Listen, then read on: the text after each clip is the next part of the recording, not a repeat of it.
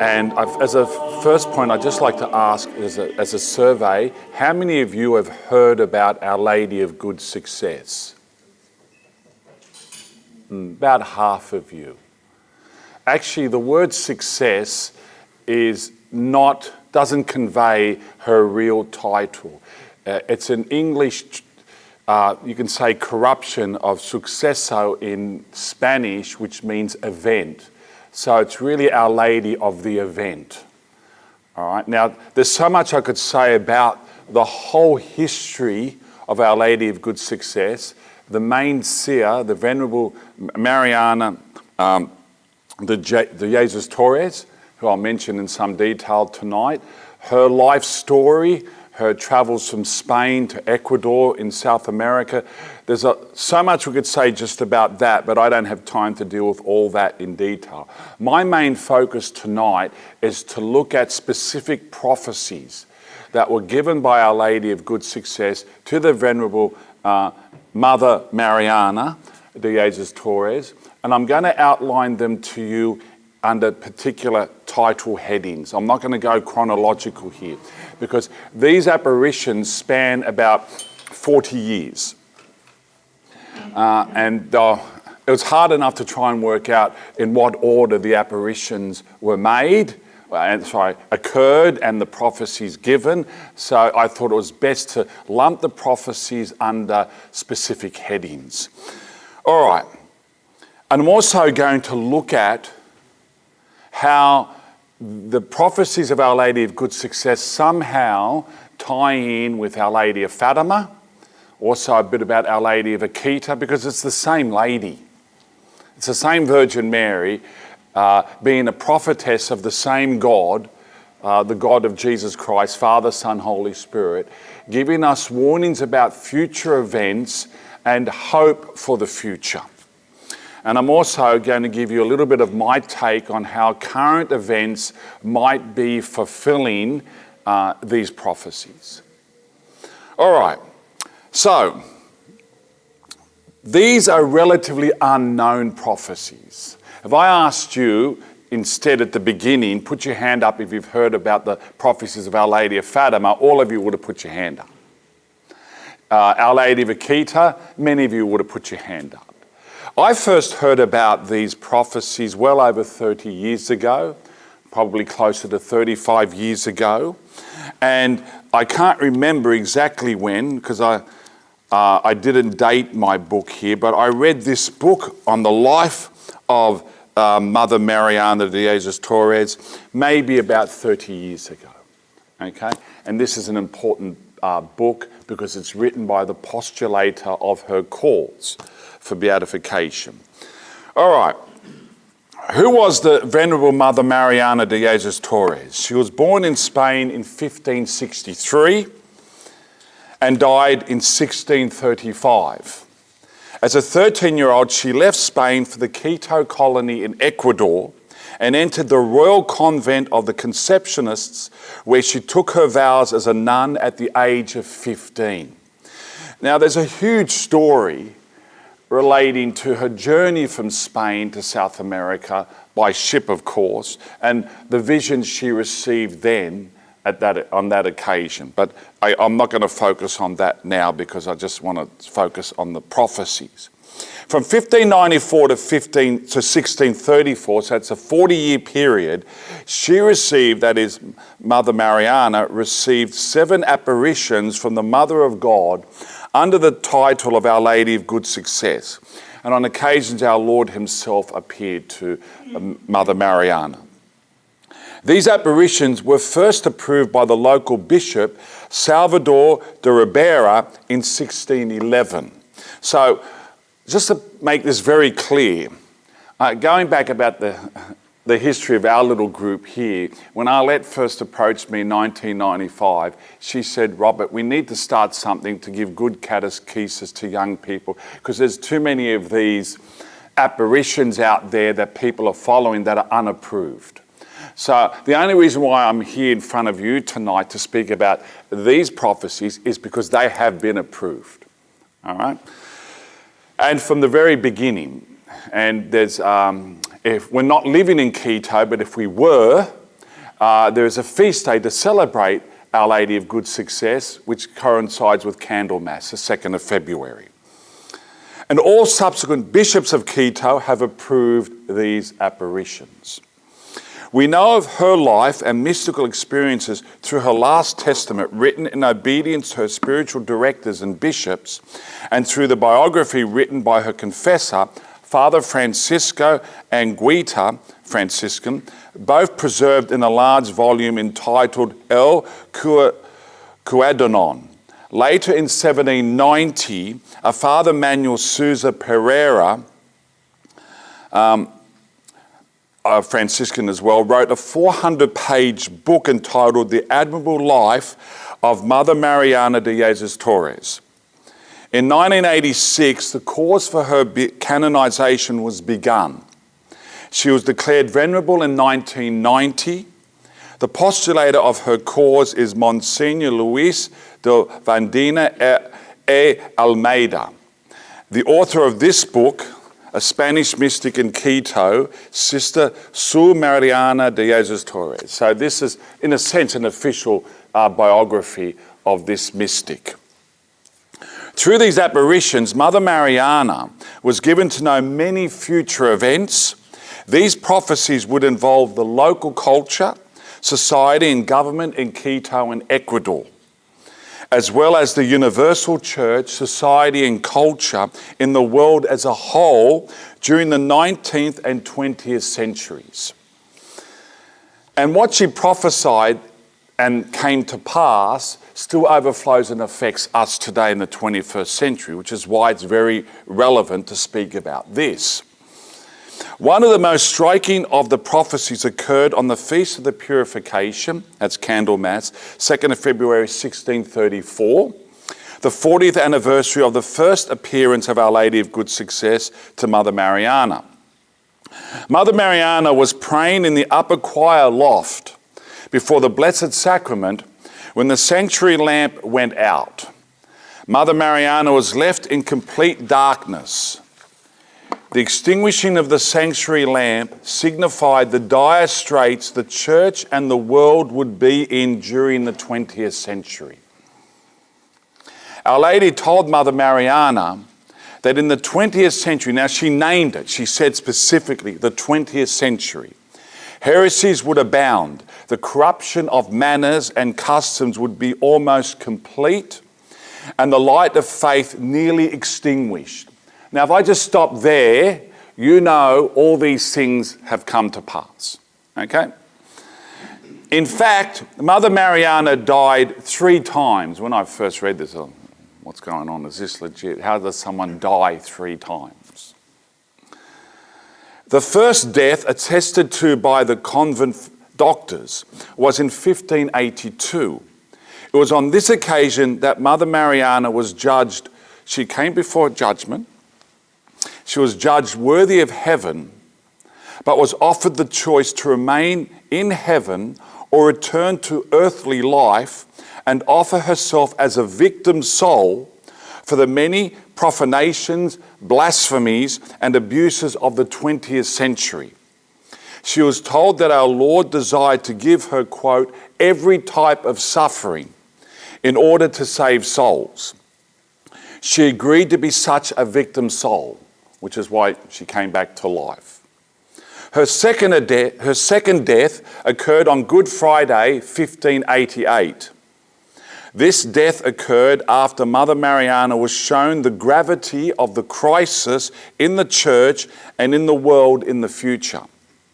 Our Lady told her that God was ready to punish the world. Quote, "You are not to blame. The chastisement will be for the 20th century. I'll punish heresy, blasphemy, and impurity." Unquote. Mother Mariana was restored to life on Easter Sunday 3 days later. Her third and permanent death occurred on 16th of January 1635.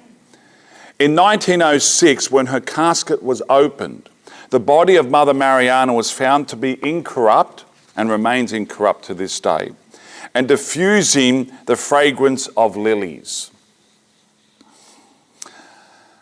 Mother Mariana was also instructed to create a life-size statue of Our Lady with the crozier and keys and the child Jesus in her left hand. You saw that in the advertising flyer, that statue and the child Jesus. Quote, so that men will understand how powerful I am in placating the divine justice and in obtaining mercy and pardon for every sinner who comes to me with a contrite heart. For I am the mother of mercy, and in me there is only goodness and love. Let them come to me, for I will lead them to him. The statue made by a sculptor in Quito was miraculously completed by the archangels Michael, Gabriel and Raphael in the early morning of January 16, 1611. All right, that's just background. Let's look at specific prophecies. As I said, grouped under particular headings. These two prophecies relate to a future pope who we now know to be Blessed Pius IX. Remember, these are prophecies being received in the early 17th century. Pius IX is roughly the mid to late 19th century. The popes, this is the quote, infallibility will be declared a dogma of faith by the same Pope chosen to proclaim the dogma of the mystery of my Immaculate Conception. He will be persecuted and imprisoned in the Vatican through the usurpation of the pontifical states and through the malice, envy, and avarice of an earthly monarch. They're very specific. Everything mentioned there happened in detail. There was one pope who proclaimed both the dogma of papal infallibility, and that was through the First Vatican Council in 1870, and before that, the dogma of the Immaculate Conception in 1854, and that was Pius IX. And it was that same pope who was persecuted. We had the wars of Italian unification occurring in the 1860s to 1870, and the leader of that movement, Garibaldi, dispossessed the papacy of the Papal States, and that same pope, Pius IX, became a prisoner in the Vatican as prophesied here. Next quote, next prophecy, quote, this apparent triumph of Satan will cause enormous suffering to the good pastors of the church and to the supreme pastor and vicar of Christ on earth, who, a prisoner in the Vatican, will shed secret and bitter tears in the presence of God our Lord, asking for light, sanctity, and perfection for all the clergy of the world, to whom he is King and Father, close quote. All right, so that would have been about the private suffering of the same Pope, Blessed Pius IX, during this terrible period in the history of the church. By the way, it was that dispossession of the Papal States, that attack by Garibaldi, caused a premature closing of the First Vatican Council. It was never formally closed. So it was only formally closed by Pope John the 23rd when he opened the Second Vatican Council. He formally closed the First Council of the Vatican and then opened the Second Vatican Council. Then we have a prophecy relating to the definition of the Assumption of Our Lady, body and soul, into heavenly glory. Quote, this will also be the case with the dogma of the faith of the transit or assumption, body and soul, into heaven, of my most holy mother. That's Christ himself speaking to Mother Mariana, that the Assumption will be proclaimed a dogma after a bloodbath. So when was the Assumption proclaimed as a dogma? 1950, 5 years after the worst bloodbath in human history, the Second World War. All right. Next heading is a great Ecuadorian president. Our Lady speaking again here, quote, in the 19th century, a truly Christian president will come, a man of character to whom God our Lord will grant the palm of martyrdom in this very square where my convent is. He will consecrate the Republic to the Sacred Heart of my beloved Son. And this consecration will sustain the Catholic religion throughout the following years. During those years, which will be ominous for the church, the accursed sect of Freemasonry will take over the civil government. That happened to the T. She doesn't give the name of the president, but we know who the president is. It's Gabriel Garcia Moreno, a Catholic president who came to power and ruled 2 terms between 1860 and 1875. And he did those exact things. Before Garcia Moreno became president, secular forces, you could put them under the heading of Masonic forces, in control of the government were secularizing Ecuador. So they closed down Catholic schools, they expelled the Jesuits from the country, and this was reversed by Gabriel Garcia Moreno, who was a popular president and did many wonderful things for the country, both from the religious and economic secular point of view. So the economy in his time flourished. But what he did, he reopened Catholic schools. He allowed the Jesuits to come back into Ecuador to teach. He got Parliament to consecrate the nation to the Sacred Heart of Jesus. He did all those wonderful things. And he was a daily communicant. And he, on the Good Friday of 1875, he carried the cross in the Passion, in open way of the cross, public procession, himself as president. His enemy, one of his enemies among many, was Bismarck in Germany. And he coordinated with Masonic groups in Ecuador and Colombia and Peru to have this man assassinated. And Garcia Moreno was aware that his life was under threat, and he used to carry within his jacket here a pistol for protection. But he did not change his way of operating. So he would still go to daily mass in the morning at this church in the square that Our Lady spoke about, where the convent of the Conceptionists was located. And one day he came out of mass after receiving communion. He was greeted by a friend, but he didn't know that this friend was secretly a Freemason and part of the conspiracy. And as Garcia Moreno walked away, this fellow took out a machete and attacked the president from behind, hitting him on the head with the axe, and he called out, "Die, Jesuit!" And he was struck down. Garcia Moreno tried to pull his pistol out to defend himself, but other assassins came from different directions and hacked him to death.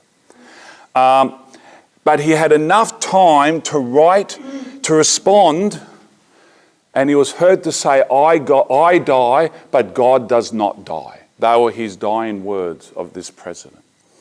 And this came true to the letter, this prophecy. It was fulfilled 250 years later. Now, the sexual revolution. I think the most important part of the revelations or the prophecies of Our Lady of Good Success are under this heading. And the most relevant to us. It's good to talk about specific facts like the definition of dogmas and a great Catholic president, but this is the issue that is ravaging us today, and society, culture, and the church. These are direct quotes. Firstly, quote, "Shortly after the middle of the 20th century, the passions will erupt and there will be a total corruption of morals." So she names it 20th century and after the middle of the 20th century. Now basically everyone says, when did the sexual revolution really kick off? In the 60s, but before really the late 50s. I mean, we've had sexual revolutions since the fall of Adam and Eve, all right?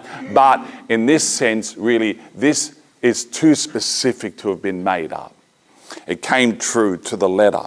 Next quote, "Unbridled passions will give way to total corruption of customs because Satan will reign through the Masonic sects, targeting the children in particular to ensure general corruption." It's happening.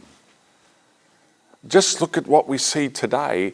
It's just building continuously over the last 50, 60 years, a corruption of the young through every medium we have. You name it. Radio, music, television, movie industry, the internet, you name it. Is there anything I've left out? Instagram, Facebook, whatever. Schools, of course. Public schools in particular, and sad to say, many of our own schools are not coming to the plate here on this issue. Next quote. In those times, the atmosphere will be saturated with the spirit of impurity, like a filthy sea.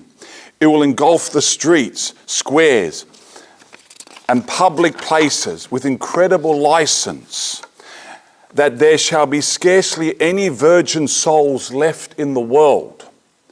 It will be well known that the vice of impurity extinguishes the light of faith. There's no doubt about that. I'm not going to elaborate. You just drive down any main road, you see the billboards. You watch television, any commercial that comes up. You go to the movies, the first 20 minutes advertising. What do you see? Besides in the movie itself. It has come true to the letter. And it's true. It's not surprising. We see the stats now. As the sexual revolution has advanced, atheism has risen. So when we see, just in Australia, the stats that we know from the Australian Bureau of Statistics, 1966 onwards, religious observance and practice in this country has been in relentless decline since 1966.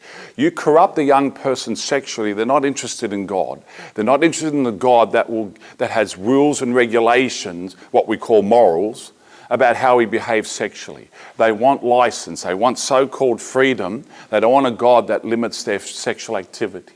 So it's not surprising that the two go hand in hand. Next quote. Innocence will almost no longer be found in children, nor modesty in women.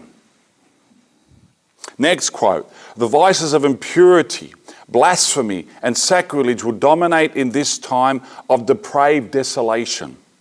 That one who should speak out will be silent. I'll come back to that point. Know, beloved daughter, that when your name will become known in the 20th century, there will be many who will not believe, claiming that this devotion is not pleasing to God.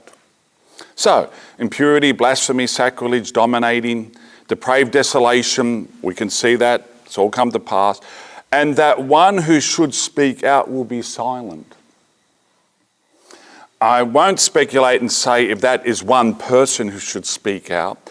I would say that those who have responsibility to speak out, to teach, whether they be parents, whether they be teachers in schools, whether they be priests in their parishes or bishops in their dioceses and archbishops or cardinals or even popes, whoever they may be, we have fallen silent in the face of the sexual revolution.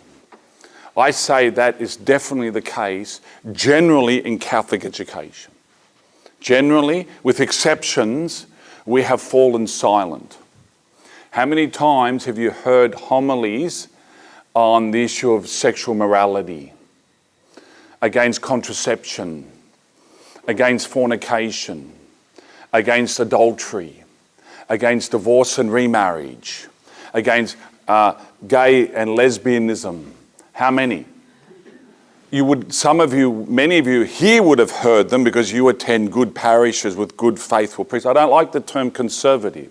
It's a pejorative term. You attend parishes which are Catholic with good Catholic priests. And that's why you would hear homilies or go to catechesis or talks speaking on the issue of sexual morality. But in general, we have fallen silent. And I know, because I've been in this business for 32 and a half years, we are too silent in Catholic education, formal Catholic education, on this issue. Next quote. Sectarian groups, having permeated all social classes, will find ways of introducing themselves into the very heart of homes to corrupt the innocence of children. In this way, vocations of the priesthood will diminish. Again, has come true. What these groups are in particular, these sectarian groups, they could be religious Protestant groups or Masonic groups or any other groups, but the reality is our homes have been invaded by corrupt influences, destroying the innocence of children. And we know that's come through technology. Old-fashioned ways like the radio and the television, etc. Now the more modern ways of the iPad, iPod, iPhone, Instagram, all that, Facebook. They have entered into the sanctuary of homes and corrupted children. And is it any wonder that we have no more priests in 2022 than we had in 1962? Yet the Catholic population of the world in 1962 was around 300 million. It's about 1.3 million. It should be 2 to 1.3 billion now. It should be 2 billion, but we're not counting all the apostasies and all the declining birth rates which have affected the worldwide Catholic population, and our failure, our abandonment of evangelization and conversion. But even though our Catholic population officially has increased by 1 billion since 1962, the number of Catholic priests is still roughly the same as it was in 1962. Why? We've destroyed vocation of the priesthood, and primarily the sexual revolution is the reason for that. Then we have some interesting prophecies relating to the sacraments. And you won't find this in any other private revelations. Quote again, "Unhappy the children of those times. Seldom will they receive the sacraments of baptism and confirmation. As for the sacrament of penance, they will confess only while attending Catholic schools, which the devil will do his utmost to destroy by means of persons in authority." Come true. You look at the stats. There's one website in my favorites called CARA. CARA. These are the stats of the state of the church in the United States. They're produced annually by the Jesuit University, Georgetown University in Washington. And it has stats for everything. And one thing is very clear. The number of baptisms and confirmations have been in relentless decline since 1965. And there's worse to come. I'll give you other stats, worse to come. If there are Catholic schools that allow children to receive the sacrament of penance, congratulations, and there are. But I'm interested about this point. The devil will do his utmost to destroy by means of persons in authority. Destroy what? Catholic schools and their effectiveness as part of the mission of the church by persons in authority who are Catholic in name but not Catholic in enthusiasm and passion and belief and practice and fidelity. Next quote, "The same will occur with Holy Communion. Oh, how it hurts me to tell you that there will be many and enormous public and hidden sacrileges in the reception of Holy Communion." That's gotten worse in our time in these last few years when we say it's okay for divorced and remarried Catholics who have not received an annulment and have entered into a civil union or just a de facto union. It's okay for them to now receive Holy Communion when they're living a lifestyle in direct contradiction to our Lord's teaching on divorce and remarriage. Or where we have masses like we had recently up north, which are masses for people of same-sex attraction, where they are giving them Holy Communion, but there's no requirement that these people be abstaining from sexual activity or be exhorted to practice chastity, but we're saying that your lifestyle is okay, it's normative, it's actually willed by God, and it's holy, and we hope one day we can celebrate your marriage in church and you can receive Holy Communion. We know this when we see these things happening, we know that this prophecy has been fulfilled. Next quote, "In those times, the sacrament of extreme unction will be largely ignored. Many will die without receiving it, being thereby deprived of innumerable graces, consolation, and strength in the great leap from time to eternity." I think that's happened because of our own superstition and fear here. But we have replaced the sacrament of an extreme unction, anointing of the sick, with euthanasia. We're saying that in our culture today, in our society, which has lost the vision of God and the understanding of the spiritual value of suffering, we want to relieve people of that suffering, not through this sacrament, because we no longer believe in it, or we don't even know it exists anymore because we're that alienated from Christianity. We will relieve you through voluntary suicide. Next quote, the sacrament of matrimony, which symbolizes the union of Christ with the church, will be thoroughly attacked and profaned. Masonry, then reigning, will implement iniquitous laws aimed at extinguishing this sacrament. They will make it easy for all to live in sin, thus multiplying the birth of illegitimate children without the church's blessing. Oh, I'm not going to elaborate there. You know that's come to pass. And throughout the second half of the 20th century, whatever Catholic laws that allowed for divorce and remarriage as many times as possible, and this was, of course, a direct attack on the sacrament of matrimony and its permanency. Next quote, secular education will contribute to a scarcity of priestly and religious vocations. Correct. And Catholic schools who have lost their vision and their reason for existence have also contributed to this problem. Next quote. The Holy Sacrament of Holy Orders will be ridiculed, oppressed, and despised, for in this both the Church and God himself are oppressed and reviled, since he is represented by his priests. Next quote. Due to this deprivation of both sanctifying and sacramental graces among the faithful, many souls will be lost. All right, so that's under the heading of the sexual revolution. Next heading, heresy running amok. Quote, toward the end of the 19th century and throughout a great part of the 20th century, many heresies will be propagated in these lands. That's Ecuador and the surrounds, and I was in South America 30 years ago and I certainly saw many heresies being promoted. I saw active Pentecostal, Baptist churches, Jehovah's Witnesses, Mormons, but I think here the other heresies which are more devastating than these Protestant heresies is the secular heresies and the cultural sexual revolution heresies, so to speak, that were destroying Brazilian society I saw 30 years ago. Many heresies will be propagated in these lands, which will then be a free republic. With these heresies in control, the precious light of faith will be extinguished in souls because of an almost total corruption of customs. In those times, there will be great calamities, both physical and moral, public and private.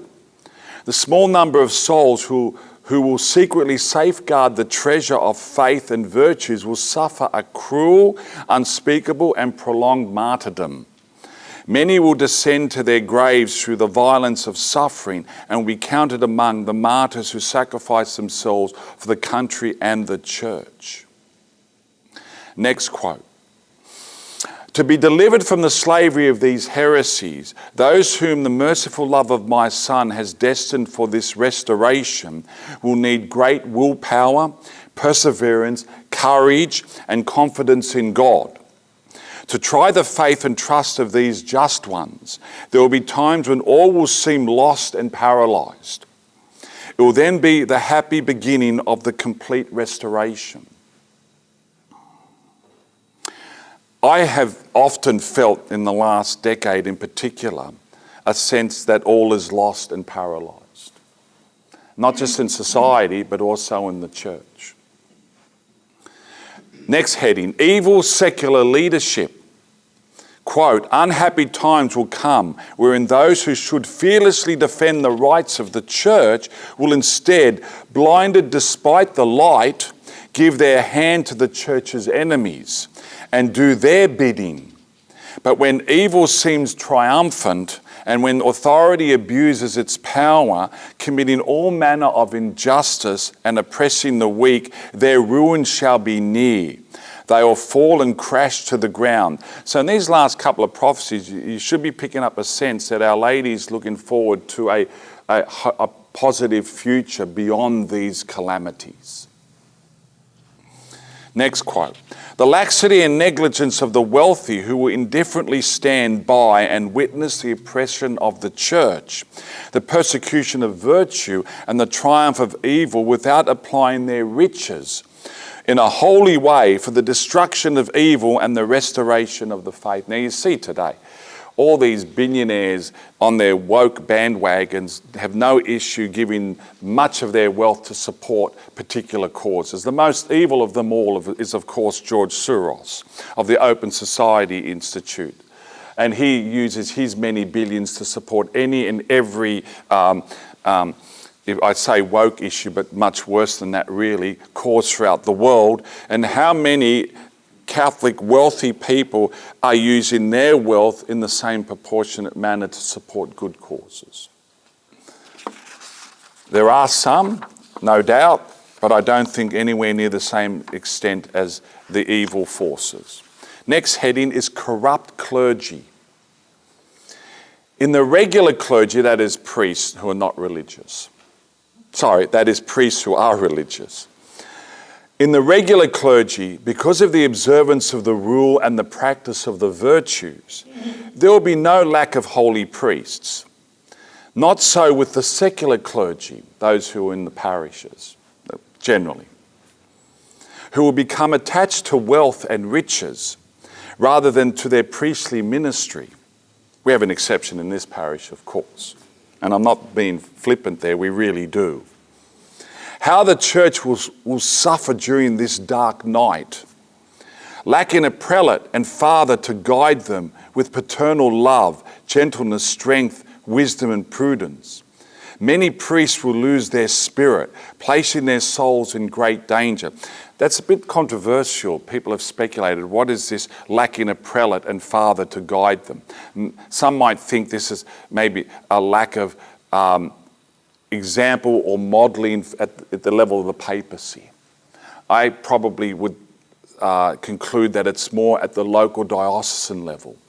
Too many priests are lacking models in their own diocese, namely their own bishops. The poor priestly souls that would be left to uphold the church would suffer greatly. Against them, the impious will wage a cruel war, overwhelming them with vituperations, calumnies, and vexations in order to stop them from fulfilling their ministry. How many Orthodox priests, Catholic Orthodox priests, we know have been cancelled in recent years, but over the last 5 or so decades, have been marginalised, ostracised, ridiculed because they might have had a strong devotion to Our Lady or the Rosary or the Blessed Sacrament, Eucharistic adoration, etc. But they, like firm columns, will remain unswerving and will confront everything with a spirit of humility. So Our Lady's saying there's something again that's hopeful and positive. Even though they're small as a minority, these faithful priests will remain faithful in the midst of these terrible times. Next quote. And after the middle of the 20th century, a great immorality will invade the clergy, and priests will become unworthy of their office. What do you think that refers to? My guess, it's the pedophilia scandal, which is associated with infiltration of the clergy by men who are essentially homosexual. I'll repeat that. After the middle of the 20th century, so when did this crisis explode? The pedophile crisis, sexual abuse crisis. A great immorality will invade the clergy. Next quote. The devil will try to persecute the ministers of the Lord in every possible way.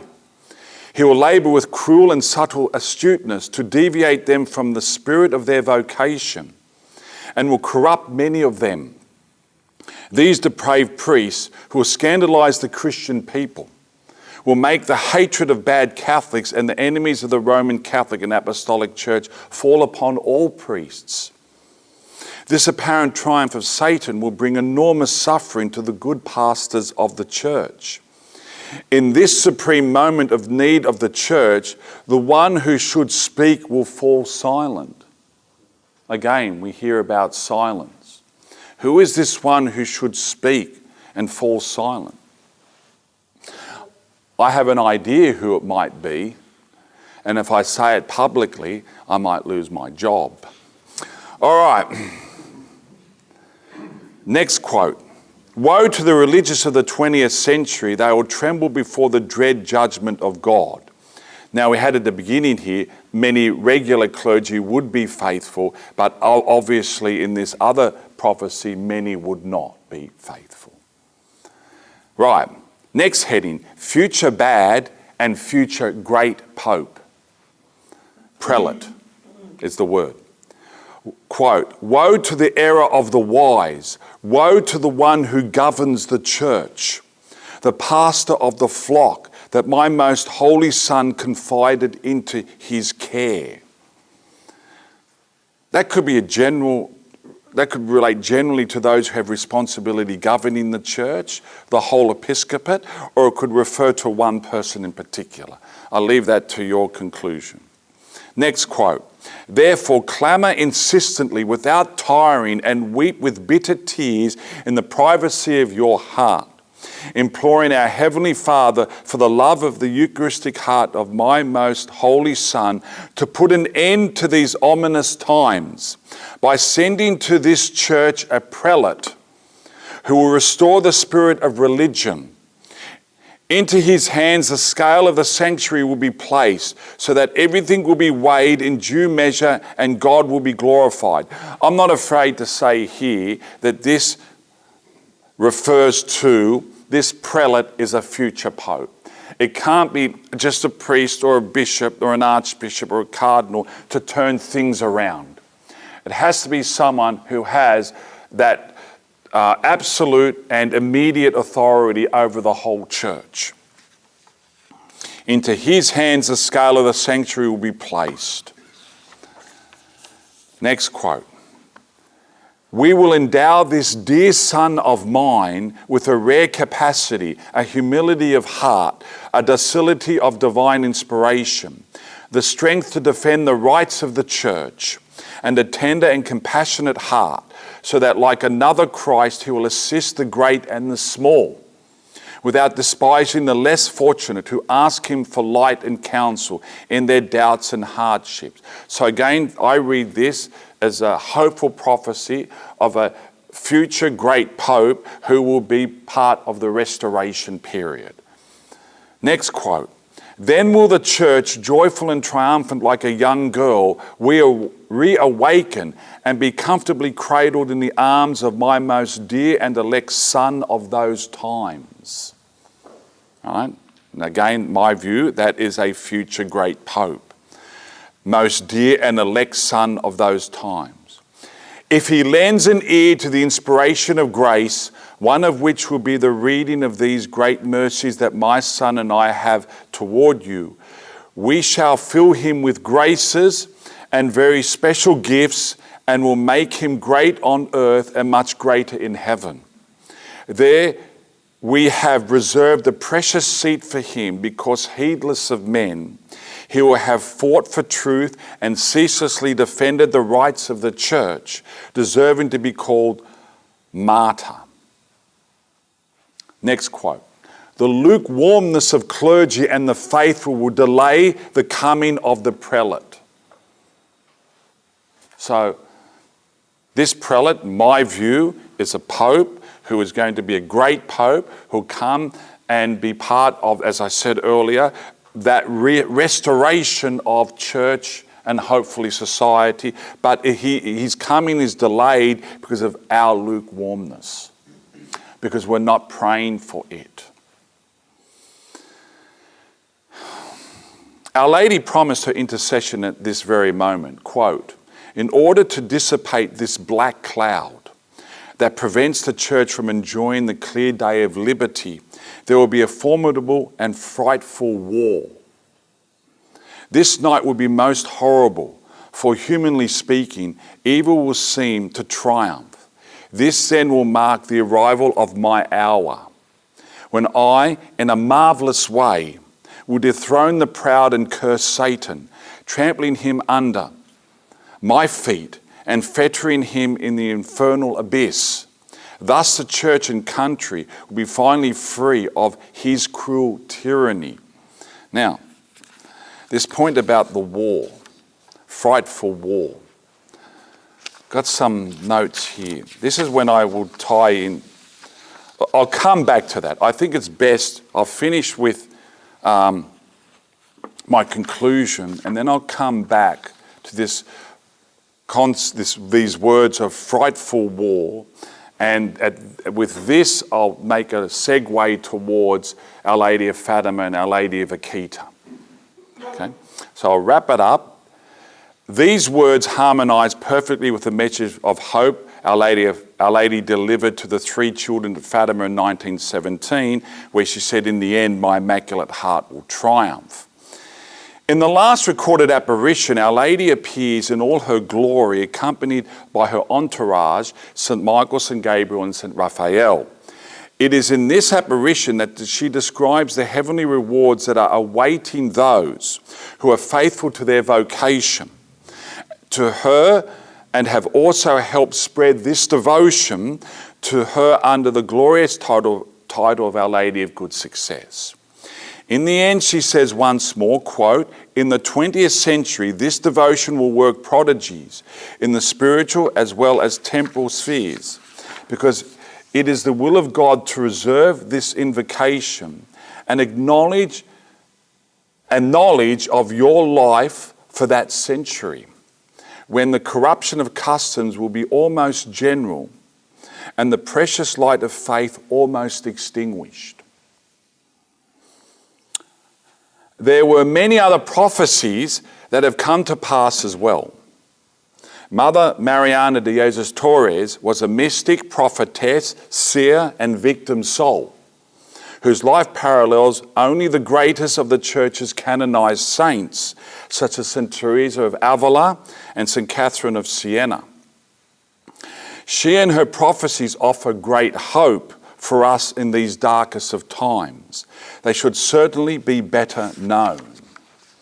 Now that's where I finish the reading of the text. But I want to now develop this point about this prophecy of a future great war. Now, generally Our Lady said at Fatima that war is a punishment for sin. That the First World War was a punishment for the sins of the world. She also said that there will be another great war beginning in the reign of Pius XI. If we did not do what she asked. Now, Our Lady asked, she foretold the need to consecrate Russia in 1917, before the Bolshevik Revolution occurred. So why Russia? I mean, how is Russia worse than any other country in 1917? It certainly wasn't. Right? But what would come with the Bolshevik Revolution would be much worse than what we experienced anywhere else beforehand. The call to consecrate Russia specifically, in 1917, we were asked that we were told that Our Lady would come and ask for it in the future. It wasn't asked for in 1917. It was foretold that it would be asked for. The consecration of Russia was asked for in 1929. All right? Now, if I was doing a talk specifically on Fatima, I'll elaborate the details more specifically. It was never done by Pius XI. In fact, he refused to do it. He said, if the Mother of God had something important to say, don't you think she would have said it to the Vicar of Christ? Pius XI never did it. It was asked for, and again in 1931, where heaven warned us that we have delayed the consecration of Russia, and the popes ran the risk of suffering the same consequence that the kings of France would suffer for not consecrating France to the Sacred Heart of Jesus, as was asked for in 1689. It was only done 100 years later by Louis XVI, and it was too late. The French Revolution had already begun. The consecration of Russia was not done in 1929, 1930, 1931. What did we get as a consequence? Firstly, we got the stock market crash in the United States. That opened the door to the Great Depression. Because of the Great Depression, we had the rise of Nazism in Germany. At the same time, people weren't focusing on the rise of the war party in Japan and the growing aggression of Italy under Mussolini. People struggle with the idea when Our Lady said that a worse war would begin in the reign of Pius XI. Because when the Second World War broke out on the 1st of September 1939, Pius XI wasn't reigning, it was Pius XII. But we are looking at history through Anglo-American eyes, not through heaven's eyes. The Second World War did not begin on the 1st of September 1939. It began on the 17th of September 1931. After the failure of the Pope at the time to consecrate Russia. Stalin was now fully in power by 1929 and was instituting the 5-year plans and had begun the infiltration of the Catholic Church. He began that program in 1929. And thousands of communist spies, these weren't just Russians, these were communist spies from the West infiltrating seminaries and universities and religious houses, and you know that's one reason why we've got so much headache today in the church. 17th of September 1931 is when Japan invaded Manchuria in the reign of Pius XI. In 1937, Japan invaded China in the reign of Pius XI. When Japan bombed Pearl Harbor on the 7th of December 1941, that wasn't the beginning of the Pacific War. That was just the next phase. 10 years into it. We just look through American eyes at the Pacific War. There were millions of Manchurians and Chinese already being slaughtered by the Japanese for years. That's why the United States government put oil embargo on Japan because of their invasion of China, and why Japan decided to seize the oil fields in Indonesia and take out the American fleet beforehand to be successful in that. The Second World War, from heaven's eyes, began in the Pacific in 1931, went the next level in 37, and went the next level in 41, and continued until 45. In Europe, the Second World War began not in the 1st of September 1939. Our Lady told us at Fatima that gave us a warning of the upcoming Second World War. When you see the mysterious lights in the sky, know that the war is about to start. Okay? That was on January 25, 1938, when Pius XI was reigning. And Hitler, at Berchtesgaden there in Obersalzberg, in that region, southern Germany, at his place called Berchtesgaden, he saw those lights. And he said, those lights are heaven's blessing on my decision to take Austria. The Second World War in Europe began when Hitler moved out of Germany to take Austria, and then continued when he took Czechoslovakia. And then Poland was just the next phase. Second World War didn't begin when Britain and France declared war on Germany. It began when he took Austria. It began in his heart, and when it began in his heart, when he and his henchmen decided we'll take Austria, that's when the lights appeared, the Aurora Borealis, that stunned the world at that time, to warn us that the decision had been made to start the war in Europe. Now, I'm going to say it here, and I have no problem to say it. I personally believe that the full secret of the third secret, the full third secret of Fatima, has not been revealed. We have it partially revealed. I'm not representing the view of Lumen Verum here or Arlet, but my own personal view. And I don't believe that Russia has been consecrated specifically as requested by Our Lady by heaven in 1917, 1929 and 1931. We have had consecrations. They were good events done by various popes. Pius XII did 2 consecrations. In 1942, 31st of October 1942, he consecrated the world to the Immaculate Heart of Mary. Our Lord appeared to Sister Lucia and said, "This is not what I asked for." It's in her diaries. It's not my opinion here. But as a consequence, I will shorten the war. At the time in 31st of October 1942, the major battles happening in the world at that time were El Alamein in North Africa, Guadalcanal in the Pacific, and Stalingrad in the Soviet Union. Stalingrad was the greatest battle of the Second World War. Germany lost at Alamein, lost at Stalingrad, a massive defeat, and Japan lost after 6 months at Guadalcanal. The war turned, and the Japanese and the Germans would never be on the front foot again. Our Lord shortened the war as an act of mercy in response to the consecration of the world to the Immaculate Heart of Mary by Pius XII. In 1952, Pius XII consecrated the peoples of Russia to the Immaculate Heart of Mary, but not in union with all the bishops of the world, as requested. What happened? Stalin died the next year. And his plans to kill millions of more people in the Soviet Union through purges came to an end. And the slow process, very slow, very long, and even imperceptible to many, of some type of normality returning to the peoples of Russia.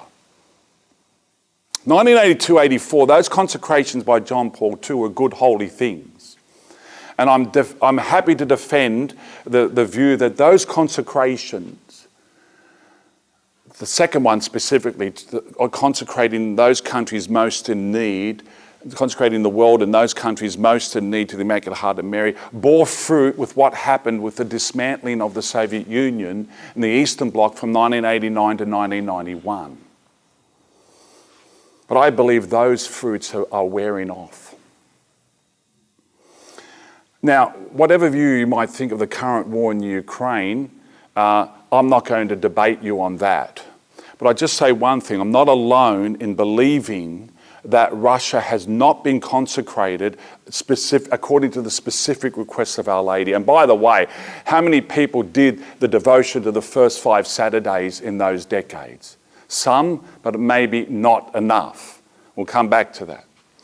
The Ukrainian bishops last week asked Pope Francis to consecrate Russia to the Immaculate Heart of Mary and stated that it was never done according to Our Lady's requests. That was never done specifically according to her request. So I was very happy to see that, because now there's a conference of bishops who say not just individual laymen and women giving talks in obscure places around the world, writing obscure pamphlets and books that are read by only a fringe group of people who go to the Latin Mass, right? This is an Episcopal conference of bishops saying that Russia has not been consecrated properly according to Our Lady's specific request back in 1917, 29 and 31. All right? So, I believe that the full third secret, in my view, hasn't been revealed. The consecration specifically was not done exactly according to Our Lady's request. Russia mentioned specifically in union with all the bishops of the world, plus the communion devotion of the first 5 Saturdays by the laity, to show that the church in the world has converted and does not deserve chastisement from Russia. The message of Fatima was not to defeat Russia.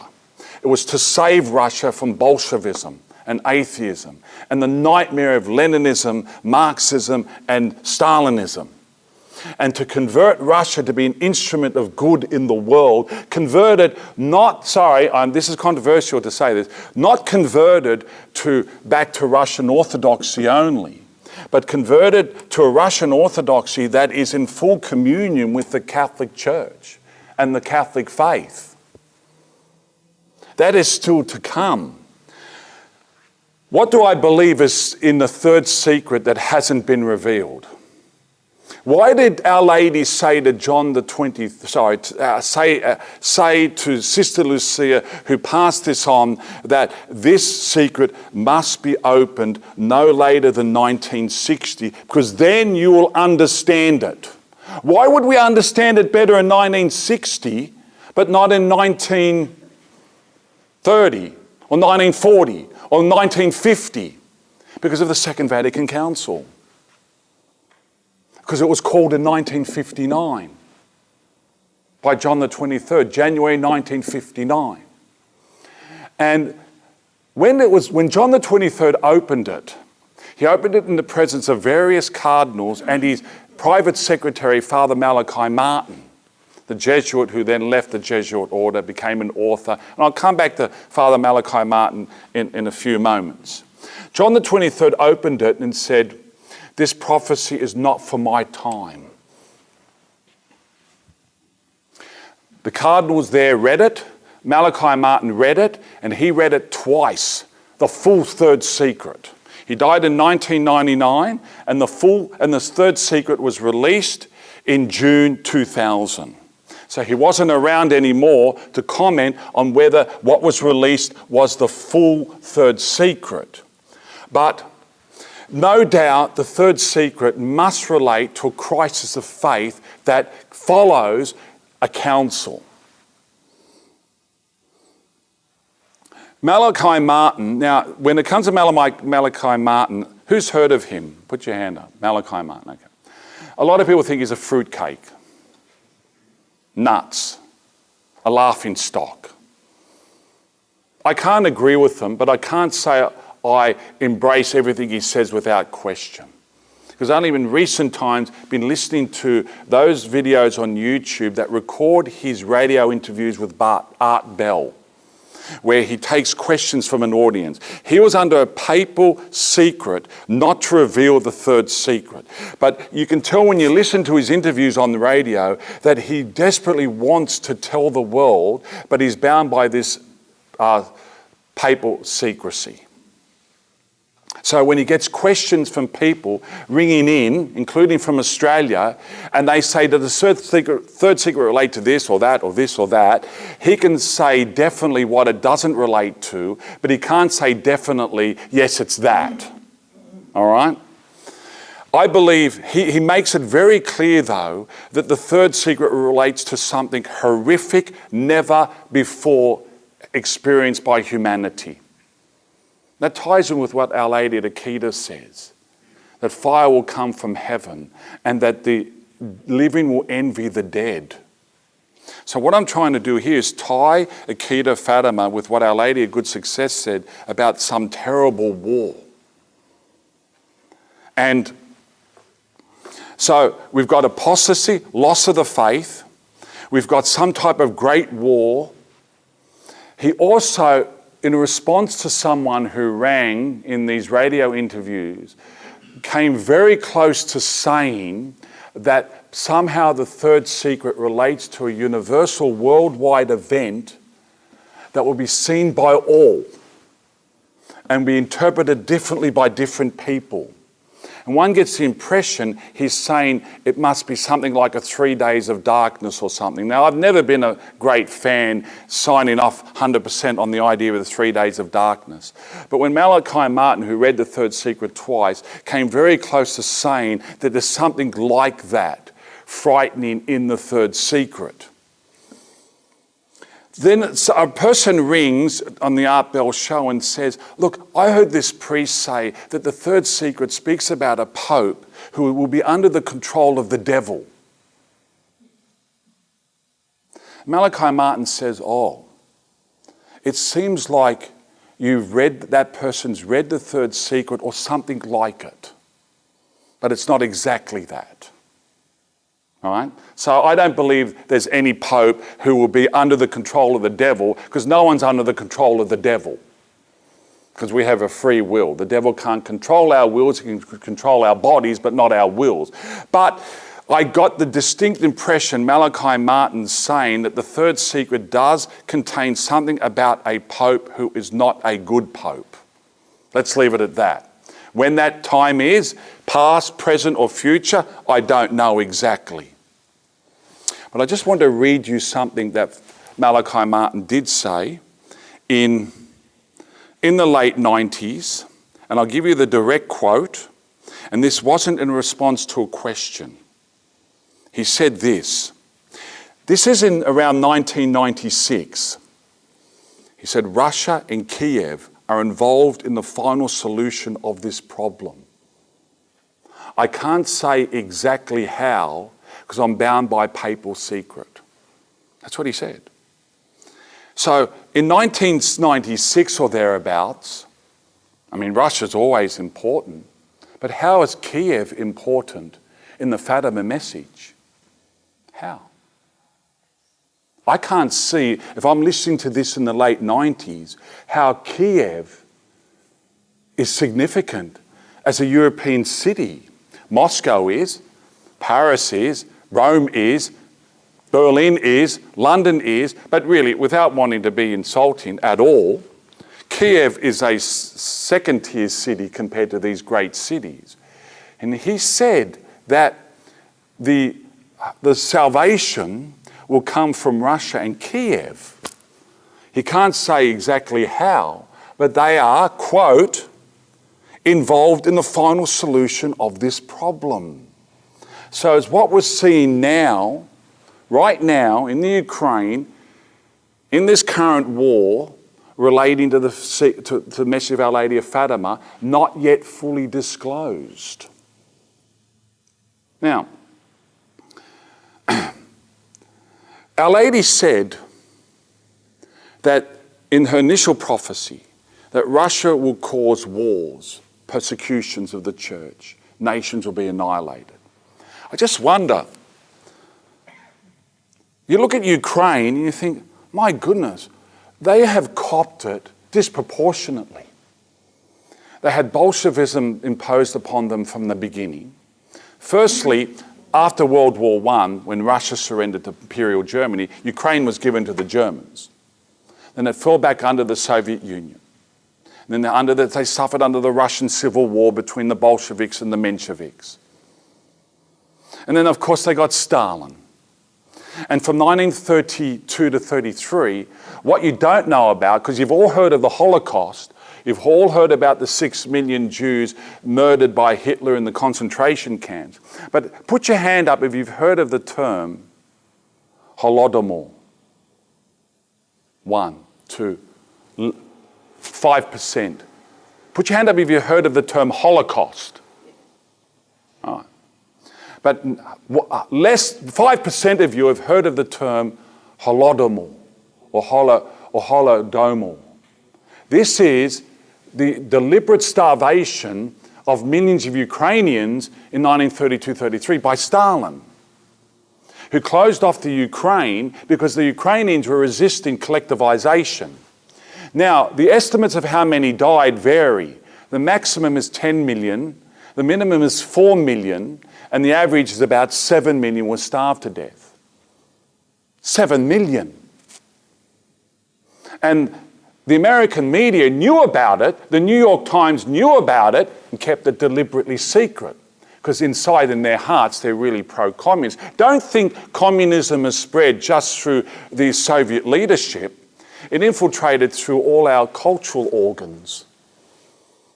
Hollywood was one of the main ones.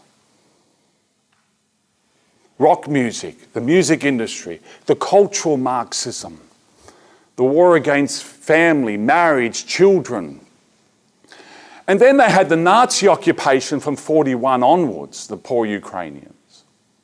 Then after that, they went into a civil war against the Soviet Union in the West for a few years after the Second World War. And then they got Chernobyl in 1986.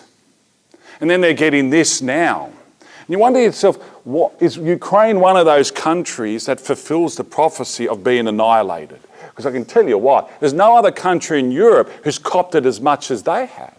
Poland had 6 million die in the Second World War, 4 million to the Nazis and 2 million to the Soviets. And of course, 6 million Jews in Europe died. But I just wonder why the Ukrainians have copped it. Because when you think about it, chastisement is a punishment for sin. And when you look at our culture and our society now, there's no hope. Our Western culture, there's no hope left. Our Lady of Good Success, her prophecies about the sexual revolution has happened, and they're now worse in the 21st century than in the 20th century. Because now we've got the ascendancy of the LGBTQI transgender agenda upon us, and it's a dictatorship. And it's gripped the entire Western world. And for this reason, I believe we are ripe for this chastisement that Malachi Martin refers to, that's in the part of the third secret not yet revealed. There's no hope naturally for Western countries. The Western countries are ruled by evil people. You name them. We've been normalised into thinking democracy and Western culture, etc. That's how it should be. You look at people who rule in the United States now, you look at Biden, you look at Pelosi, you look at Harris, and you know we have gone mad. We have gone bad. Biden is an evil ruler. He is full throttle with this woke LGBTQI transgender agenda. And the church has been infiltrated to an enormous degree by the homo heretics. And they are gaining the ascendancy as we speak in the church. Where is the hope in the church when this is happening inside the church as well? So, but what is the solution? This is why some people turn to various rulers and they find, we are naturally looking for rulers to save us from the evil rulers. The West is a lost cause naturally. Only heaven can save us. We're either in the climactic decade of the message of Our Lady of Fatima, or we're in the end times. One or the other. But we can't continue the way we are. Civilization is in rubble, and it's heading, this might sound very radical, but we're heading to Satanism. I have no doubt about it. That's the tendency of where we're going. The enthronement of Satan in the world as the ruler.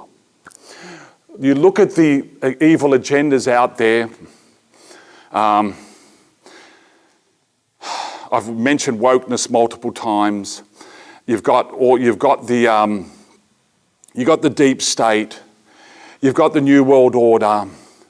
You've got all these groups like Soros and Bill Gates. You name it, and it's much bigger than that. Okay, I've just named some I can remember off the top of my head. Okay? And so we're looking for rulers. Where's the hope in the world? So we look at rulers in the East. We see Putin in Russia. We see Duda in Poland. We see Orban in Hungary. And we look at the good things they've done and we say, hey, there's hope there. But there's no hope there. That's not where the hope is. All right? I put a video on YouTube last week. I mentioned good points about Putin. I mentioned problematic points about Putin. I'm sorry to say this, if this might offend anyone in the audience, but you can't defeat the deep state through a mafia state. You cannot. The deep state will not be defeated by the mafia state. When I say mafia state, I say the current rulers in Russia. You've got the rulers in the United States and Britain and Western countries. I've said it clearly. Those rulers are evil. But the solution is not in mafia states where you have rulers who are liars, thieves, murderers, kleptocrats, warmongers, etc. That is not the solution.